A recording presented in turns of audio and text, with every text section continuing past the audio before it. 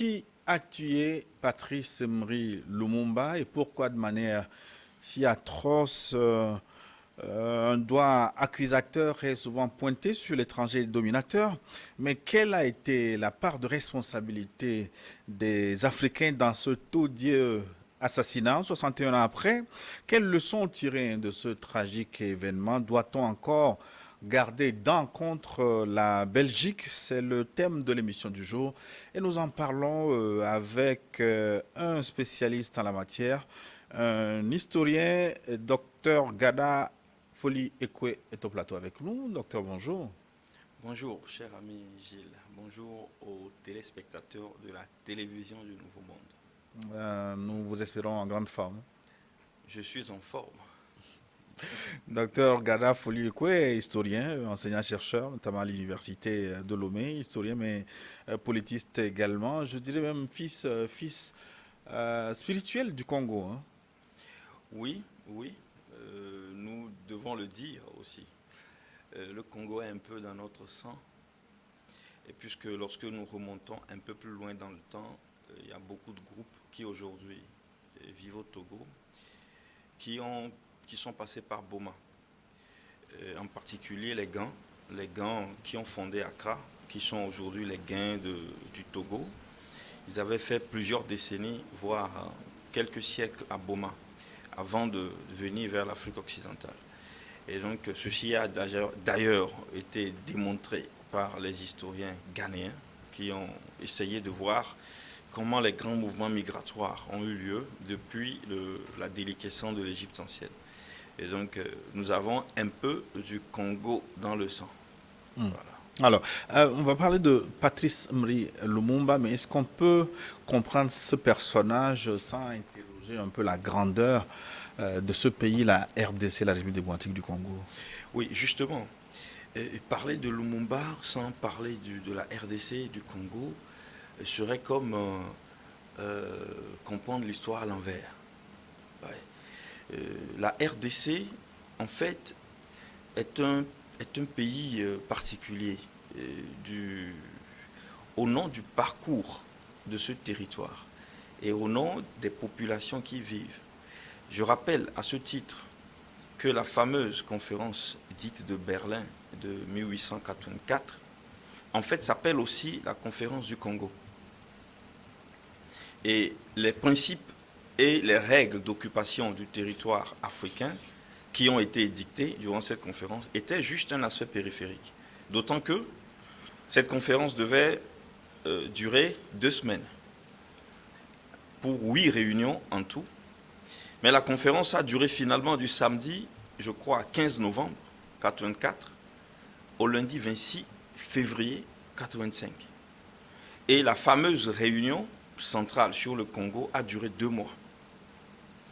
Et d'ailleurs, lorsque vous reprenez les actes du colloque, en particulier le discours du chancelier Bismarck, vous savez, il était venu au début et il est parti.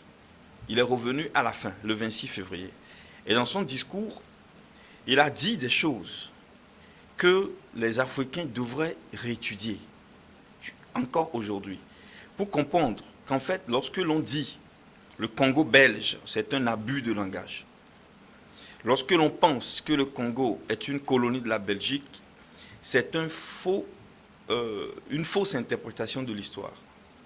Le Congo a toujours été entendu, si vous prenez les archives belges, les archives congolaises elles-mêmes, des années 1920, le Congo a toujours été considéré comme une colonie sans métropole.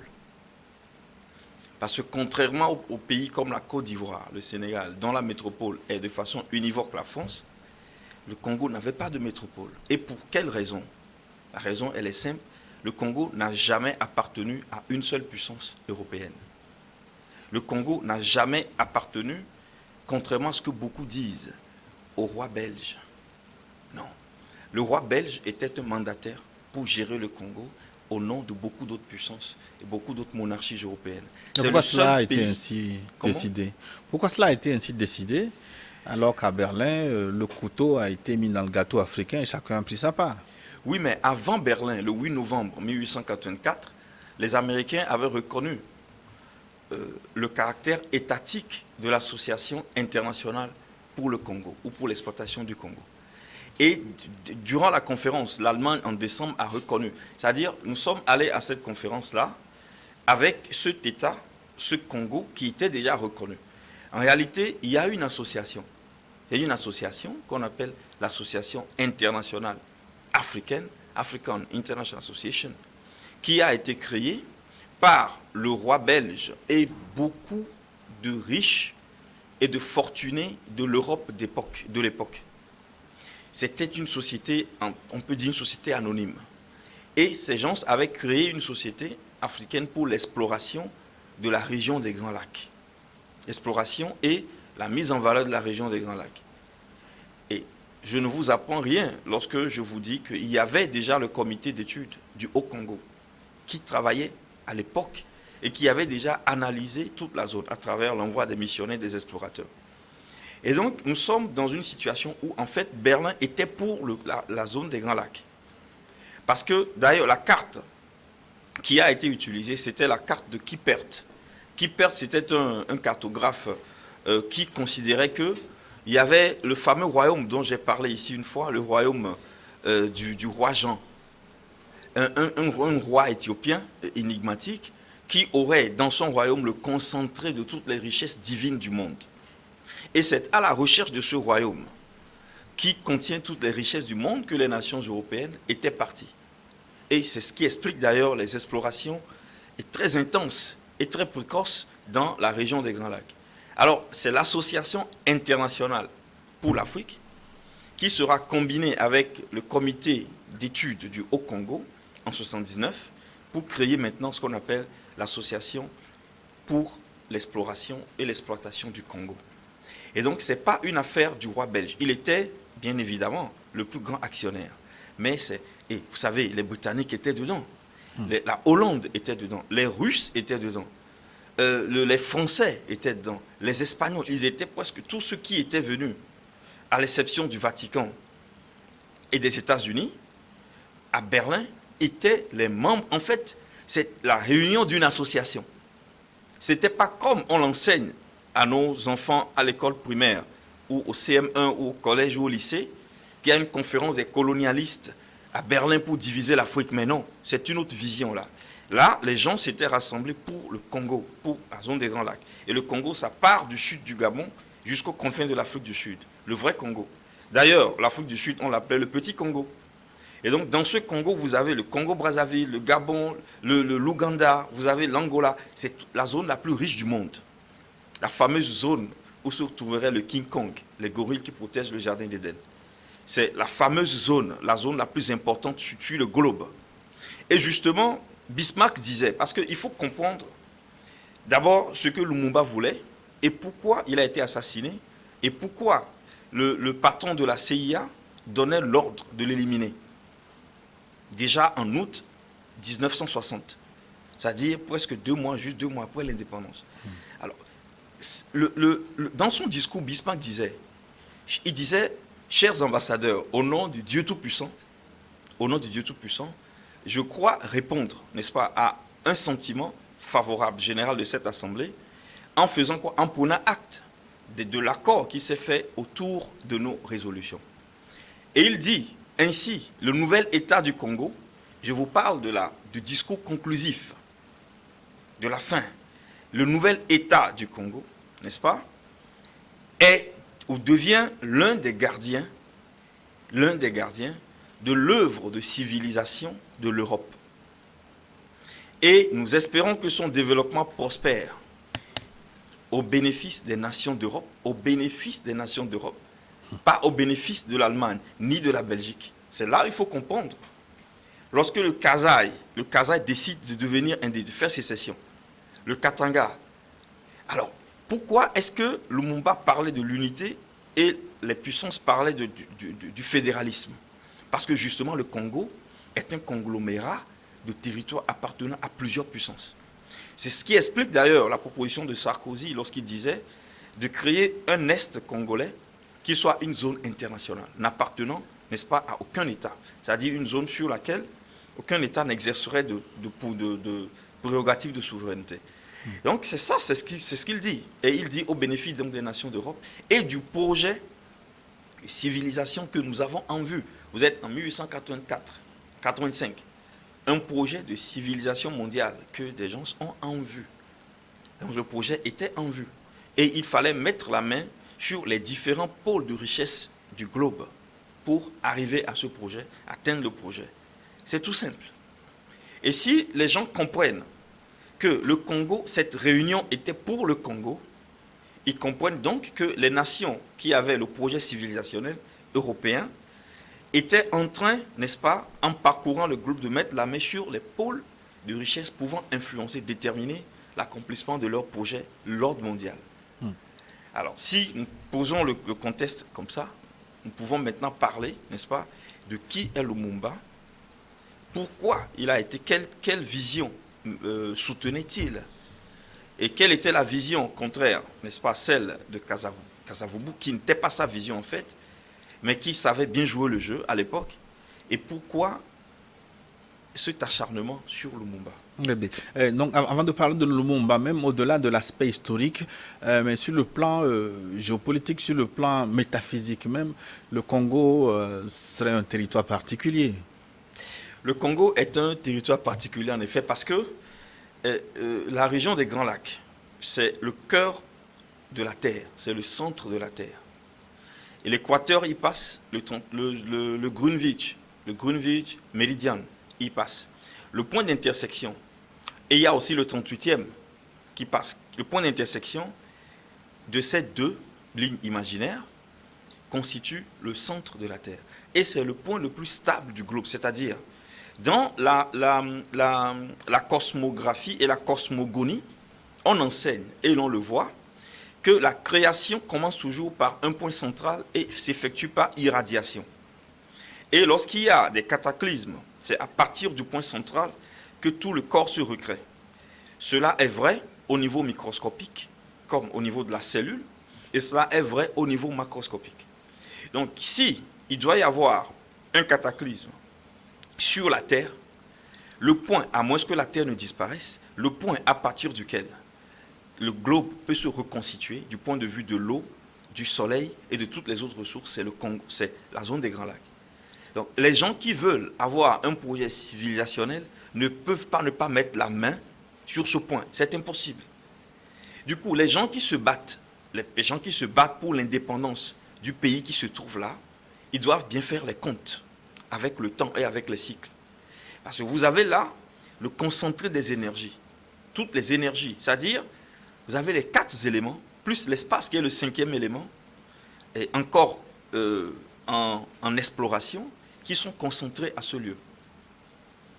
Et c'est à partir de là d'ailleurs, le Nil, le fameux Nil, les deux diramations du Nil, le bleu et le blanc, ont un point commun en ce lieu. Et tous les géographes qui ont fait l'exploration de l'Afrique se sont dit, ils ne comprennent pas comment un lieu pareil puisse exister. Vous avez toutes les saisons au même moment dans ce lieu. Il pleut presque tous les jours. La famine est impossible. Les ressources végétales, minérales, minières se régénèrent à une vitesse incroyable. Alors vous voulez faire un ordre mondial sans mettre la main sur ce lieu, vous êtes dans de l'utopie. C'est dans ce sens qu'il faut comprendre la conférence de Berlin. Et c'est dans ce sens qu'il faut comprendre les luttes qu'ont menées les 3 différents groupes du Congo, c'est-à-dire le groupe de Kasavubu, plus tard Lumumba va créer son MNC, mais avant, il y avait les prêtres également, les 3 groupes de 1956 qui ont publié les 3 textes demandant l'indépendance. C'est dans ce sens qu'il faut comprendre la lutte qu'ils ont menée. Et qu'il faut comprendre aussi pourquoi c'est dans ce lieu qu'émergera Papa Simon Kimbangu, qui va remettre au goût du jour les éléments, les rudiments du christianisme, d'un autre christianisme, que jusque-là, l'humanité n'avait pas connu. On ne savait pas, sauf les Russes, puisque les Russes, ils savaient très bien toute l'origine négro-africaine du Christ. Ils savaient toute l'origine négro-africaine de la nation d'Israël antique. Ils savaient très bien comment, lorsque nous disons, et je le dis aussi à tous les chrétiens qui nous entendent, nous l'avons déjà dit sur ce plateau, notamment à M. Afolabi, au pasteur Afolabi, nous lui avons dit, et un jour, il rejoindra nos thèses. Nous dirons toujours que toute l'histoire que vous lisez depuis le Pentateuque, passant au livre historique, pour venir plus tard et plus en avant au livre psalmodique. Ne parlons pas des livres prophétiques, puisque c'est la grande partie de l'Ancien Testament, codifiée par le Vatican, c'est l'histoire des peuples d'Afrique. C'est un défi historiographique que nous lançons. Il y a beaucoup de personnes aujourd'hui qui travaillent là-dessus. Alors, si vous partagez cette thèse, vous comprenez pourquoi les missionnaires sont venus et qu'est-ce qu'ils cherchaient et pourquoi il y a cet appétit sur le Congo qui n'aura pas de paix, en tout cas, qui trouvera sa paix, pas maintenant. Il y aura tout cet appétit parce que c'est un lieu, d'ailleurs, qui permet de faire le voyage intergalactique. Et là, on ne peut pas le dire, on ne peut pas expliquer ces choses. Mais c'est quoi le voyage intergalactique? Ce sont des mouvements qui violent l'espace-temps et qui permettent de quitter une galaxie, la nôtre par exemple, et de tomber dans une autre galaxie. Sans appareil. Et il y a 3 pôles, il y a 3 lieux comme ça sur le globe. Et les grands puissants ne peuvent pas ne pas les contrôler. Même si l'espace qui se trouve dans les grands lacs est toujours protégé. Et les gens, il faut voir, il y a des archives qui sont encore classées, mais dont des bribes nous parviennent. Les archives militaires, où les gens font des explorations aujourd'hui même, à un moment donné, à un lieu donné, ils disparaissent. Ils ne comprennent pas. Dans la zone des Grands Lacs. Donc voilà un peu le trésor. D'ailleurs, vous lirez, les gens ont cru que la terre promise, c'était en Palestine. Mais non, la terre promise, c'est au cœur de l'Afrique. Et c'est là où vous verrez des phrases, genre le pays où coule le lait et le miel. Effectivement, si vous allez, déjà vous rentrez dans le Gabon, vous rentrez dans le Congo-Brazzaville, dans les forêts, vous trouvez du miel. Il y a même une grande forêt classée par l'ONU, c'est-à-dire l'UNESCO, au Gabon, où lorsque vous allez, vous trouvez du miel partout. C'est la seule forêt au monde où il y a du miel partout, ça coule. C'est une forêt, on l'appelle la forêt du miel. Vous voyez ça dans la Bible, vous voyez ça dans les écrits, et des écrits qui appartiennent à ces peuples. Et c'est ça la terre promise, et c'est ce que tout le monde cherche, parce que la prochaine civilisation mondiale aura son centre là-bas. Et tous les pays d'Afrique ont intérêt à s'intéresser à la RDC, non seulement la RDC, mais à tous ces États qui sont aujourd'hui dans la boucle des Grands Lacs. Alors, notre Lumumba, qui est-il? Qui est Patrice Lumumba? On l'a connu comme héros de la lutte pour l'indépendance de la République démocratique du Congo, malgré son court passage en politique comme Premier ministre. Il a fait peu de temps, une histoire qui ressemble étrangement à celle de Sylvanus Olympio ou à Barthélemy Boganda ou Munyombe au Cameroun. Tout à fait. Bon, on peut dire que Lumumba fait partie, sans l'idéaliser, il fait partie de ces hommes qui, en Afrique, ont lutté pour la liberté, pour l'indépendance des peuples africains. De ces grands hommes, on peut les classer dans le volet politique, puisqu'il y en a eu dans le volet spirituel et dans le volet culturel. Dans le volet politique, Lumumba a fait une brève apparition. En réalité, Lumumba a connu son basculement à Bruxelles en 1958. Il était libéral. Il était un peu comme au Togo, il y avait l'association des amis de la France, n'est-ce pas, qui deviendra plus tard le CUT. Mais au Congo, il y avait un groupe de libéraux qui s'entendait très bien avec les Belges, avec les autres Européens, parce qu'il y a beaucoup d'autres. En fait, le Congo était comme un territoire sous tutelle, où tous les États qui étaient à Berlin pouvaient venir commercer. Justement, on parlait de liberté de navigation, de commerce dans la boucle du Congo. Il était avec les libéraux. Il était pour le fait que les Européens puissent valoriser, n'est-ce pas, le territoire en accordant progressivement aux Congolais une autonomie progressive. Exactement comme, pour revenir un peu aussi au Togo, la théorie du progrès, où on parlait de l'autonomie progressive, ainsi de suite. Lumumba était comme ça. C'est d'ailleurs la raison pour laquelle, avant l'époque où il est rentré dans du radicalisme, il n'était pas vraiment connu, puisqu'ils étaient nombreux à faire dans du libéralisme. Mais ce qui va se passer, c'est qu'il il sera invité comme beaucoup d'autres leaders. D'ailleurs, je précise qu'il était un évolué, c'est-à-dire les Congolais qui ont étudié, n'est-ce pas, qui ont fait la science de l'Europe, qui sont plus ou moins assimilés, n'est-ce pas, aux Européens. Les intellectuels, ils n'étaient pas nombreux au Congo, ils n'étaient pas nombreux, mais il faisait partie de ce groupe. Il a été invité comme les autres à Bruxelles à l'occasion de l'exposition universelle, l'Expo de 1958, où les Belges avaient notamment créé ce monument extraordinaire, l'Atomium. Et donc il était parti et il avait découvert, à son grand étonnement, qu'il y avait une exposition des peuples nègres, c'est-à-dire des populations qui singeaient les animaux, qui étaient exposés, un peu comme on expose les objets d'art. Et on donnait des ordres à ces Africains qui étaient dans des cages, ils étaient dans des postures animalesques, de jouer aux animaux. Et les gens jouaient aux animaux. Ce n'est pas la première fois. Il y a déjà eu l'expo d'Haïti, il y a eu les expos en Europe avant 58. Mais en 58, c'était pour Lumumba la découverte de cette acception que les Européens avaient encore de l'homme africain. Et c'est en ce moment-là qu'il a connu sa bascule, où il a changé, il est devenu un radical, parce qu'il a dénoncé la discrimination raciale, il a dénoncé un faux discours sur la liberté, sur l'assimilation, qui en réalité cachait d'autres intentions. Un peu comme beaucoup de leaders africains, comme les Frantz Fanon, qui ont découvert en vivant personnellement certains traitements qui étaient très inhumains. Et c'est comme ça qu'il est rentré. Il s'est séparé des libéraux. Déjà à Bruxelles, il va prendre contact avec des milieux anticoloniaux, puisque vous savez très bien qu'en Europe même, il y avait beaucoup d'associations, des fondations qui n'étaient pas d'accord avec l'œuvre coloniale, comme durant l'œuvre La Traite négrière également. Et c'est comme ça que Lumumba va tisser des contacts, il se détachera des libéraux, il revient au Congo en 1958 pour fonder le MNC. Le MNC n'est pas un vieux parti politique, comme la BACO de Kasavubu, un parti politique, un regroupement. En 1958, ça va se former et rapidement, il y aura une capillarisation de ses pensées. Parce qu'il revient, il dit, mais non, nous devons avoir notre liberté. Parce que les gens avec qui nous marchons ne nous considèrent pas. Et tant que nous serons sous leur tutelle, nous ne serons jamais nous-mêmes.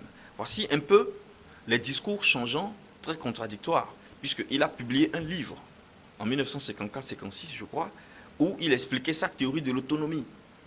Donc, Lumumba serait comme un homme du progrès au début.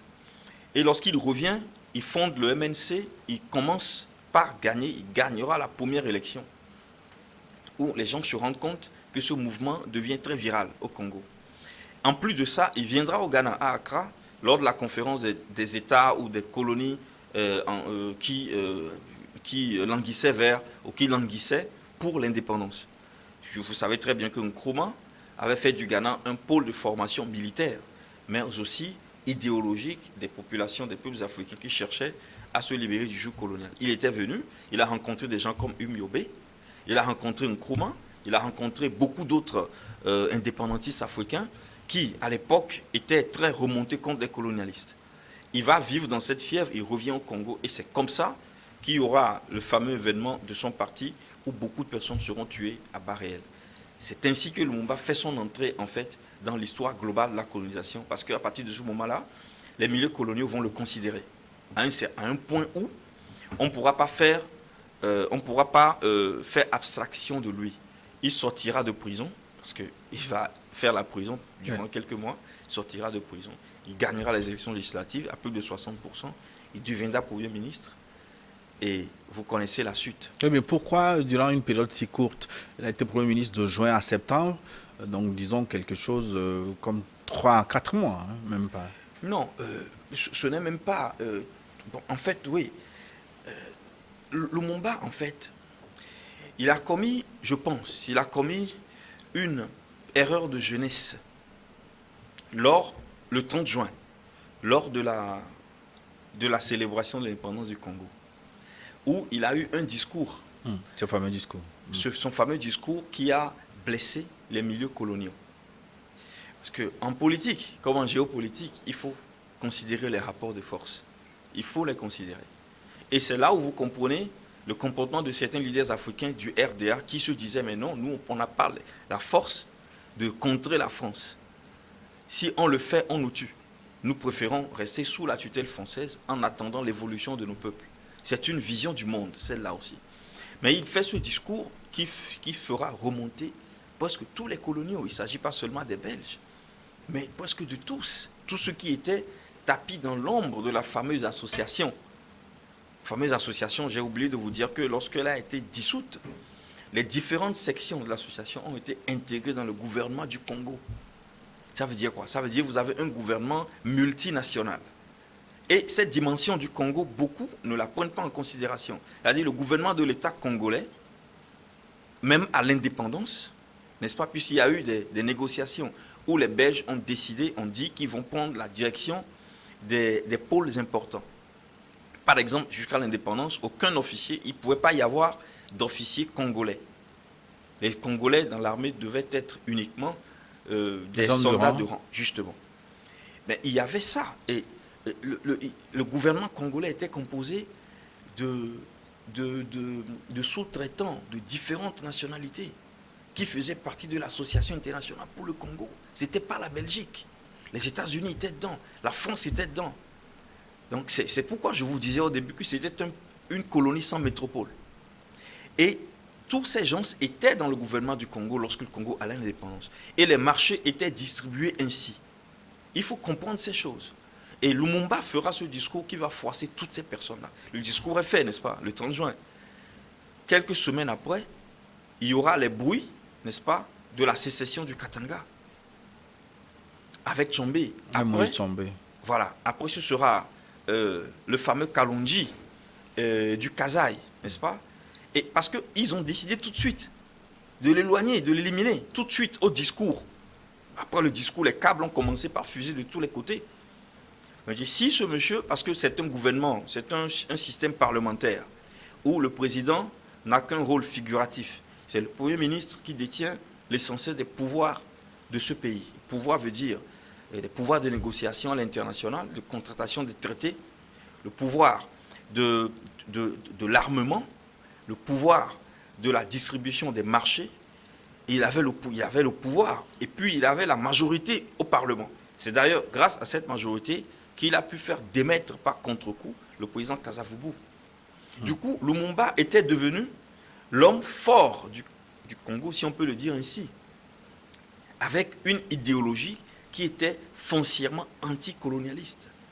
Et on peut dire même anti-européen. Ben, vous voulez que les gens le laissent, M. Boko? C'est ça aussi. Le jeu de la liberté est un jeu de la mort. Vous demandez pourquoi il a fait aussi peu de temps. C'est parce que sa virulence avait été captée si tôt. Et vu l'importance, puisqu'on vous dit que le Congo est l'un des gardiens de l'œuvre civilisationnelle de l'Europe. C'est-à-dire plus important que beaucoup d'États. Vous considérez déjà que toute l'Europe occidentale rentrerait dans le Congo. Toute l'Europe, la France, l'Allemagne, tous ces pays, jusqu'aux confins de l'Europe centrale, rentreraient dans le territoire congolais. C'est un territoire qui est plus important que l'Europe, du point de vue des ressources. Et ce territoire va rentrer entre les mains, le territoire qui était un des gardiens de l'œuvre civilisationnelle de l'Europe, se retrouve bizarrement entre les mains de quelqu'un comme Lumumba, qui était très jeune. S'il avait peut-être 50 ans, bien, il était un peu plus âgé, comme nous autres aujourd'hui. Lumumba avait 35 ans. C'est un jeune de 35 ans qui avait autant de pouvoir et qui pouvait diriger contre les États-Unis et contre le monde occidental. En plus, lorsqu'il était confronté à la sécession, il a demandé l'armement auprès des Russes. Vous êtes dans le contexte du 60, n'oubliez pas. Il y a eu déjà la guerre de Corée, 53, qui était la première confrontation Est-Ouest. Donc vous êtes dans le contexte. Ne parlons même pas de Corée. On peut remonter à 48-47 avec le blocus de Berlin. Donc les Russes et les Américains étaient déjà en conflit. Et vous avez quelqu'un comme lui, assis sur le Congo, et qui va négocier avec les Russes.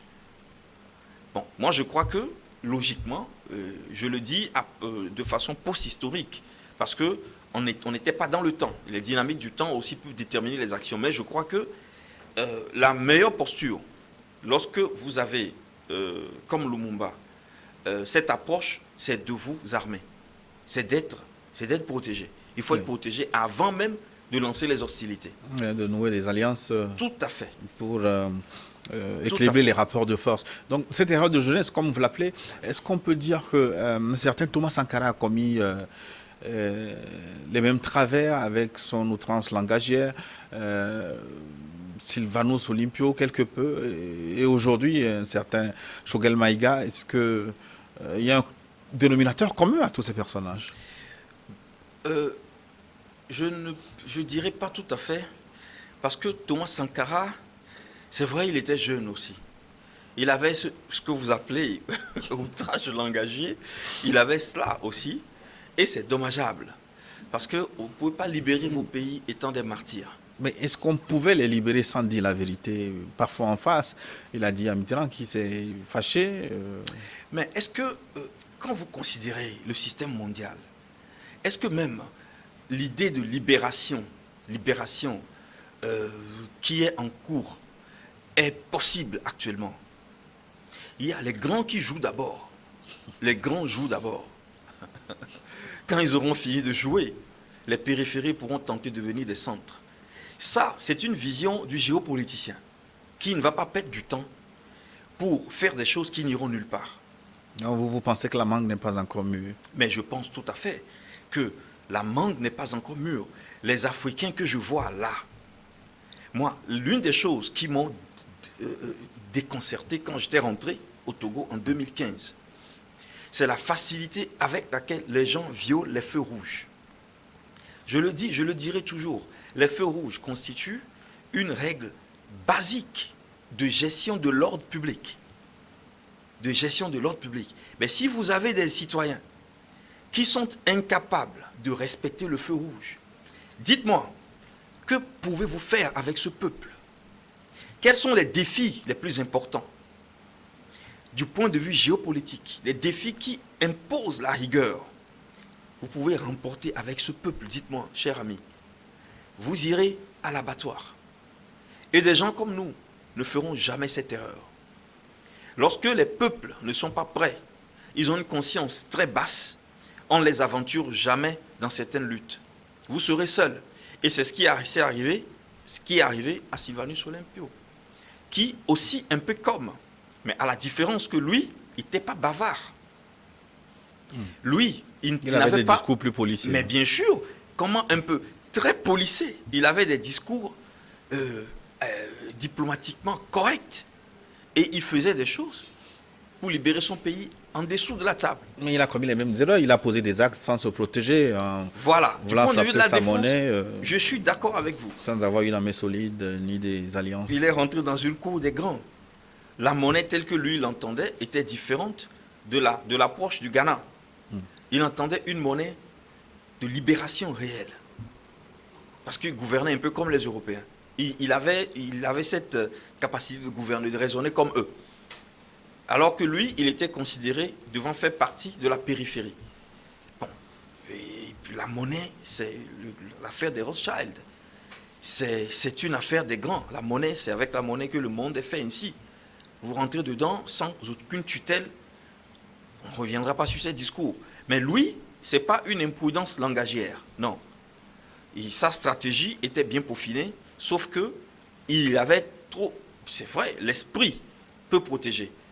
Mais le corps aussi, quelquefois, est un instrument de la protection des dieux. Donc, même si vous avez beaucoup de force spirituelle qui peut vous rendre invulnérable, vous devez vous protéger physiquement.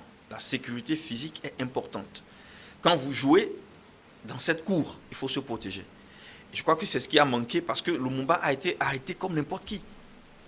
Son domicile n'était pas protégé. Il n'y avait que quelques gardes.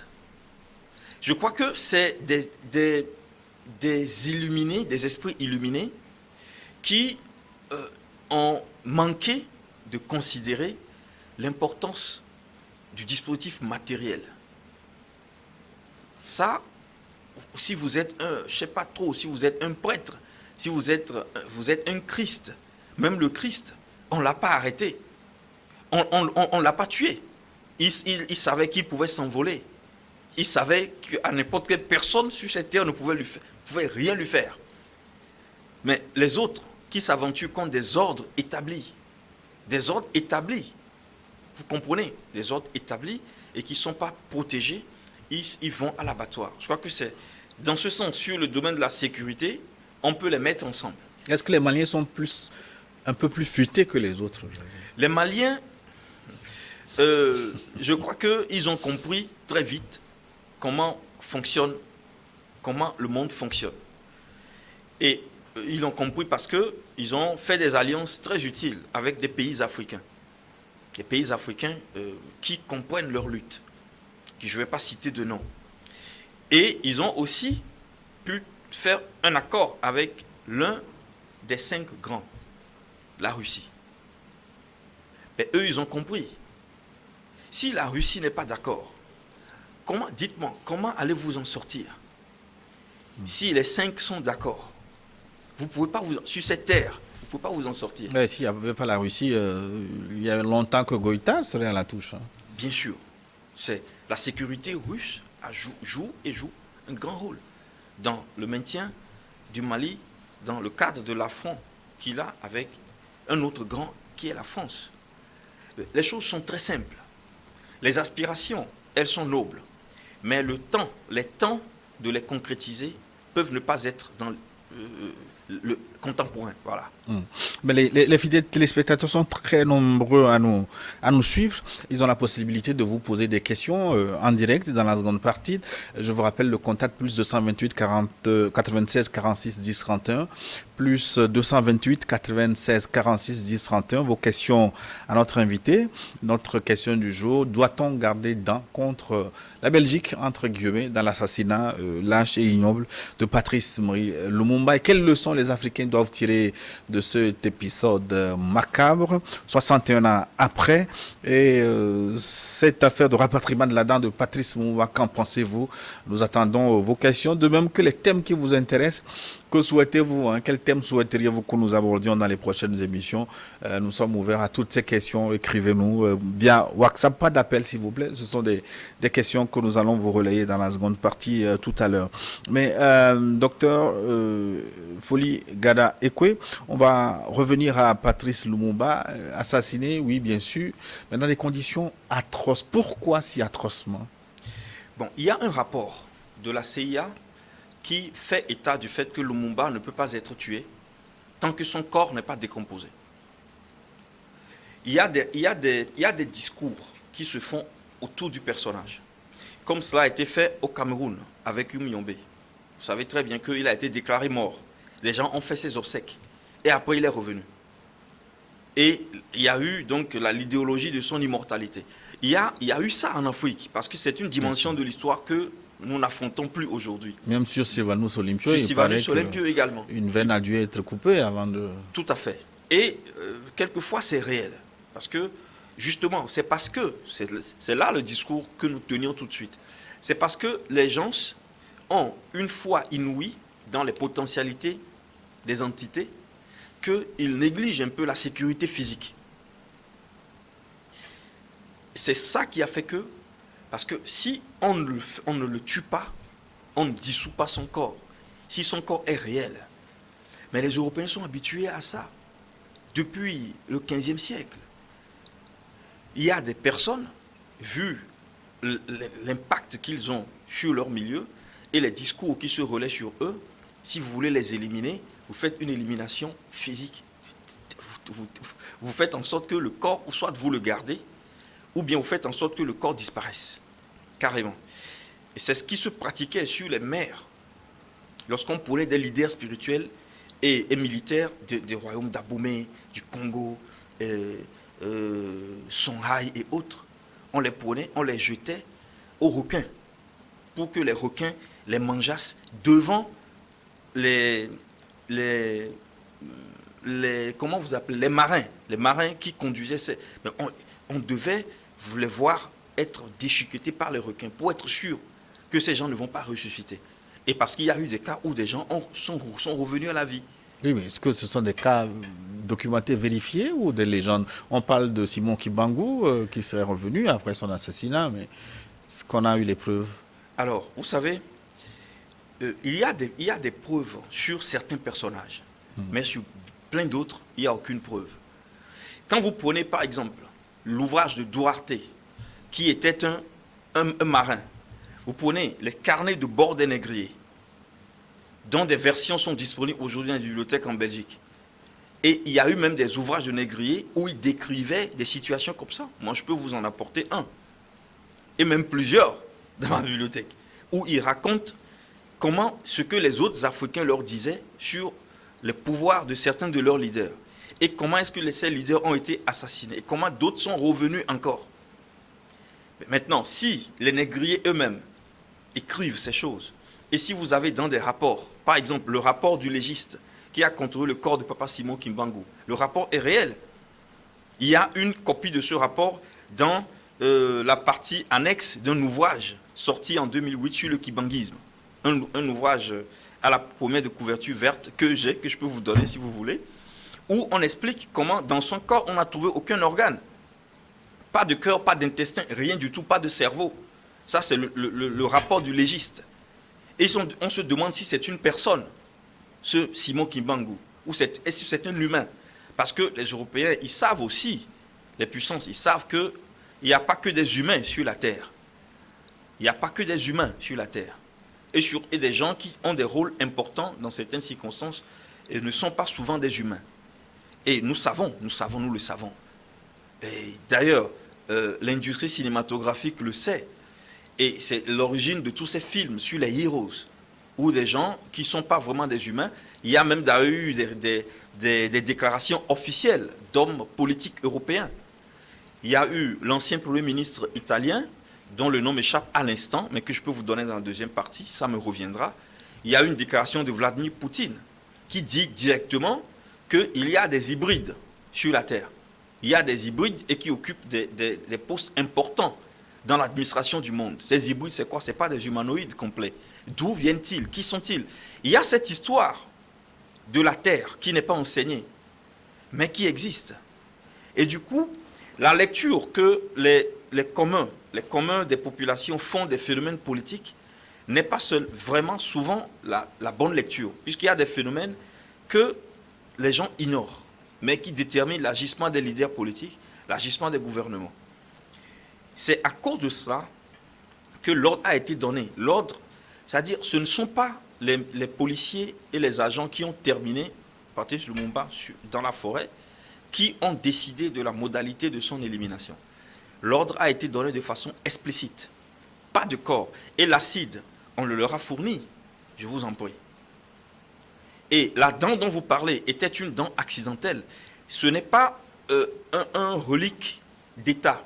C'est-à-dire, si je voulais parler en termes historiographiques, ce n'est pas une archive publique. C'est une archive privée. C'est un objet historique privé que la famille du policier a gardé. Parce que personne ne lui a dit de garder des dents. C'est eux-mêmes qui ont pris certaines dents, qui les ont prises avec eux. Ils sont partis en Belgique avec, à titre privé. Et c'est de façon fortuite que la fille du policier, étant interviewée par l'AFP en 2008, a montré cette dent de Lumumba aux journalistes. La vidéo a été reprise par la famille qui a porté plainte. D'où toute l'histoire du retour de la dent. Donc ce n'est pas une dent qui appartenait à l'État belge. Non, pour l'État belge, pour les Américains, ce corps n'existait plus. Il n'y a pas de relique. Voilà un peu aussi l'impact de toutes ces histoires de disparition, de personnes qui disparaissent, qui réapparaissent, qui ne meurent pas. Et ce n'est pas nouveau. Les Samori Touré, les Béranzins, tous ceux qui ont lutté contre la pénétration négrière et coloniale, les Européens savent que les Africains ont ce genre de pouvoir. Moi, je peux vous dire que ça existe. Ouais. Mais qui a donné... Vous pouvez me le dire, en fait. Qui a donné l'ordre de tuer Patrice Emery Lumumba? Les Belges, les Américains ou les Africains? Les leçons à tirer donc de cet assassinat, nous en parlons dans la seconde partie de New World Forum, de même que vos questions qui seront relayées. Mais tout de suite, c'est une pause pour une nouvelle édition du journal. On se retrouve dans une dizaine de minutes.